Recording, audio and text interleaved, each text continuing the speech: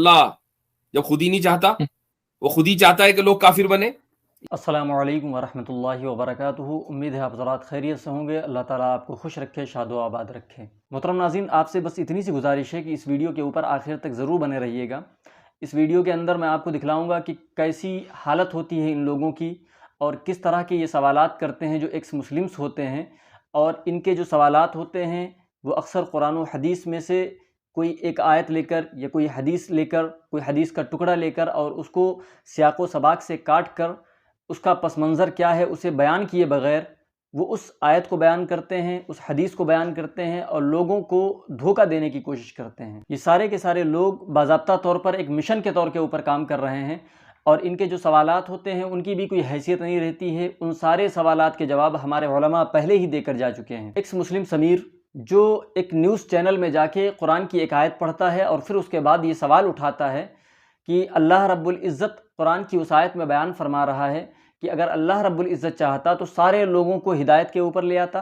तो उस आयत के ऊपर वो शख्स एतराज़ करता है कि अल्लाह रब्बुल इज़्ज़त खुद चाहता है कि सारे के सारे लोग इस्लाम ना कबूल करें, सारे के सारे लोग ईमान ना लेके आएँ। तो जब अल्लाह रब्बुल इज़्ज़त खुद ये बात चाहता है कि सारे लोग ईमान ना लेके आएँ, सारे लोग मुसलमान ना हों, तो फिर उसके ऊपर सज़ा क्यों दी जाती है? ये सवाल बहुत से एक्स मुस्लिम्स का होता है, बहुत सारे हमारे गैर मुस्लिम भाइयों का होता है, लेकिन इन सवालों की कोई हैसियत नहीं है। अभी मैं आपको मुफ्ती यासिर नदीम अल-वाजिदी साहब का एक क्लिप दिखाऊंगा जिसमें उन्होंने इस सवाल का जवाब दिया है और इतने बेहतरीन अंदाज में जवाब दिया है कि कोई भी शख्स अगर ईमानदारी के साथ उस जवाब को सुनेगा हक़ कबूल करने के लिए तो उस जवाब से वो मुतमईन हो जाएगा। अब आप सबसे पहले एक्स मुस्लिम समीर का ये सवाल सुने और फिर उसके बाद इसके ऊपर जो जवाब दिया है मुफ्ती यासिर नदीम अल-वाजिदी साहब ने, उस जवाब को भी आप सुने और सोचने की कोशिश करें कि इन लोगों की हैसियत क्या है। अब ये वीडियो देखें आप। सबसे मेन कि एक खुदा, एक खालिक के कायनात जिसने सारी दुनिया को बनाया है, काफिर भी उसी ने बनाए हैं, मुस्लिम भी उसी ने बनाए हैं, ज्यूज भी उसी ने बनाए हैं, क्रिश्चियन भी उसी ने बनाए हैं। वो अपनी किताब के अंदर ये कहता है कि सूरह यूनुस सूरह नंबर 10 आया नंबर 99, वो कहता है कि अगर अल्लाह चाहे तो सारी दुनिया को ईमान में दाखिल कर दे, तो क्या आप अब भी उन्हें मजबूर करेंगे कि वो जरूर ईमान ले आए? तो यहाँ पे क्लियर बता रहा है कि अल्लाह नहीं चाहता कि सारी दुनिया ईमान में दाखिल हो जाए। अगर वो ऐसा चाहता तो सारी दुनिया ईमान ले आती। फिर अगली आयत यानी कि 100 में कहता है कि और किसी के लिए भी ये मुमकिन ही नहीं है, पॉसिबल ही नहीं है कि वो ईमान ले आए बिना मेरी मर्जी के।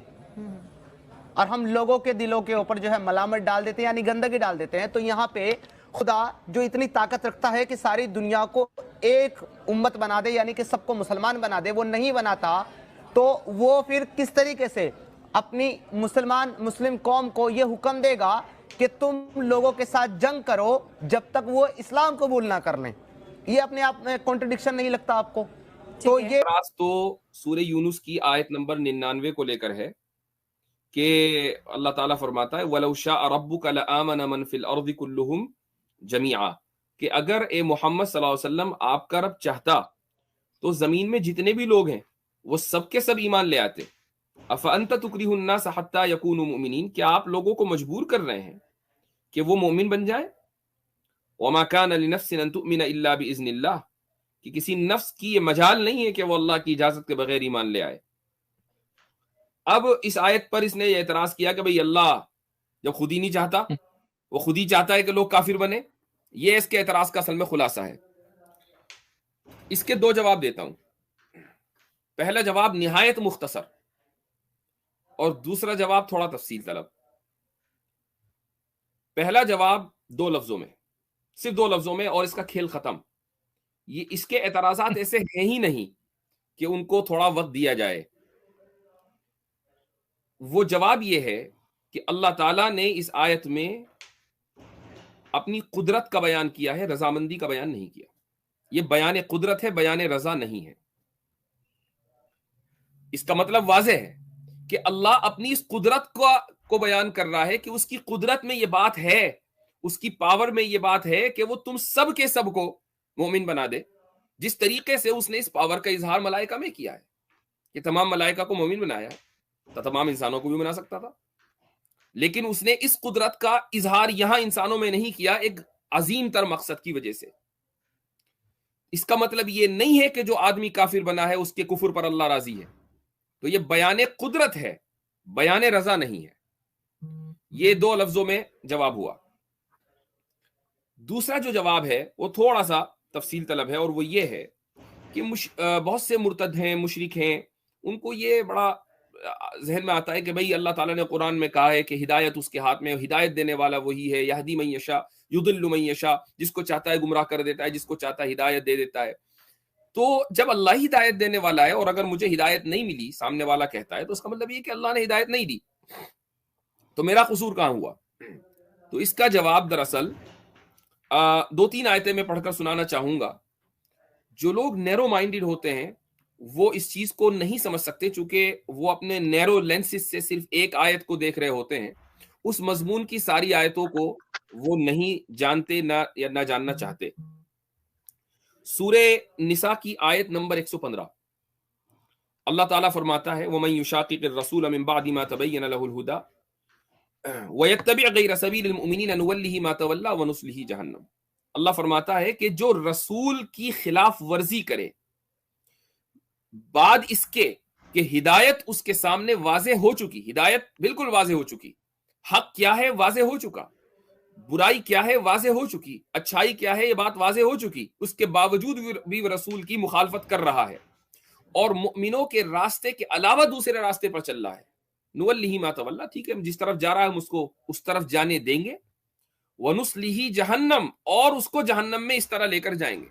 تو جس طرف وہ جا رہا ہے اس کو جانے دیں گے، ہاتھ پکڑ کر اس کو صحیح راستے پر نہیں لائیں گے، یہ مطلب ہے گمراہ کرنے کا.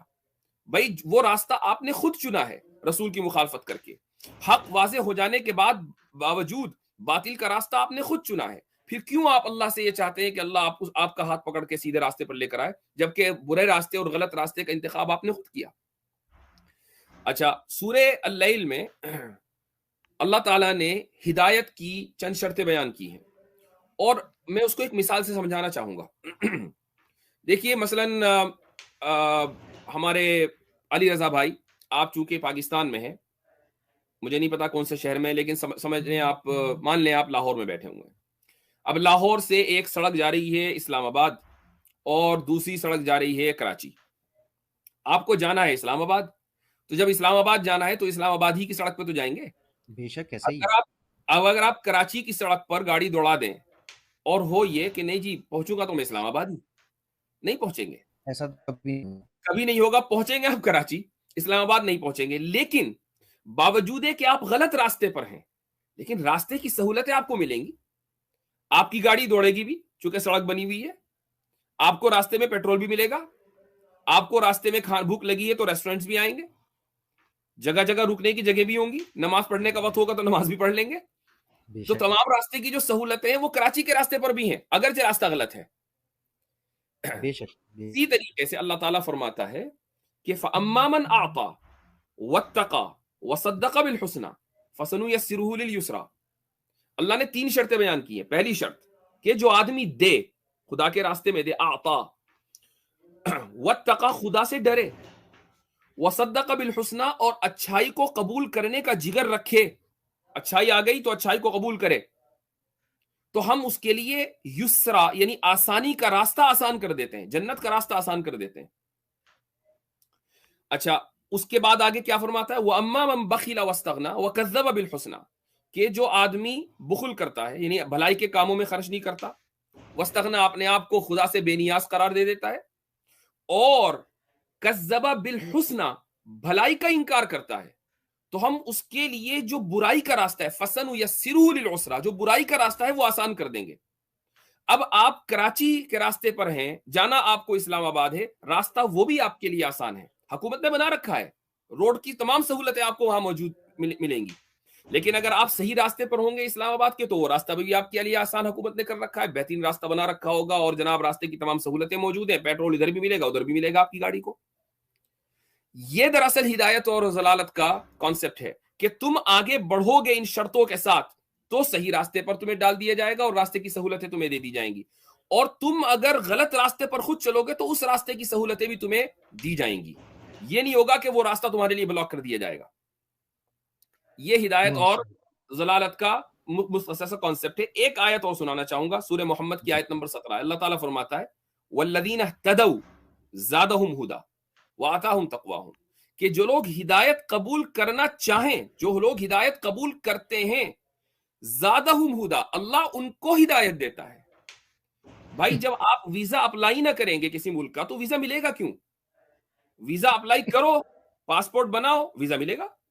آپ ایمبیسی میں نہیں پہنچے، آپ نے پاسپورٹ نہیں بنوایا، اپنے گھر میں بیٹھے رہیں اور خواب دیکھیں کہ جی سعودی عرب جو ہے مجھے ویزا دے گا اور مجھے جاب ملازمت مل جائے گی اور مجھے اپنے یہاں بلا لے گا، نہیں ہوگا ایسا۔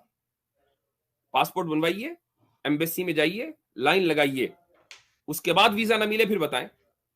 تو اللہ تعالیٰ کا ویزا ہر ایک کے لیے ہے، لائن لگانا شرط ہے۔ بے شک جی، مفتی صاحب ماشاءاللہ بہت خوبصورت وضاحت فرما دی۔ ویڈیو آپ نے دیکھ لی، اور امید یہ ہے کہ آپ کو اس سوال کا جو جواب مفتی یاسر ندیم الواجدی صاحب نے دیا ہے، اگر آپ خلوص دل کے ساتھ اس جواب کو سن رہے ہوں گے تو آپ اس جواب سے مطمئن بھی ہو گئے ہوں گے۔ لیکن اگر آپ حق قبول ہی نہیں کرنا چاہتے ہیں تو اس کا کوئی علاج نہیں ہے۔ ہمارے بہت سے مسلم بھائی جو ان جیسے لوگوں کی اسٹریم کے اوپر جاتے ہیں، ایکس مسلمز کی، اور ان کے جو سوالات سنتے ہیں جا کے، اور پھر ان سوالوں کے جواب تلاش کیے بغیر وہ اسلام سے متنفر ہو جاتے ہیں، ان کو سوچنا چاہیے اس چیز کے بارے میں، اور اس ویڈیو سے سیکھ لینا چاہیے کہ ان کی حیثیت ان لوگوں کی کیا ہے۔ اللہ رب العزت سب کو ہدایت کے اوپر قائم رکھے۔ ملتے ہیں کسی ایک نئی ویڈیو میں، تب تک کے لیے اللہ حافظ۔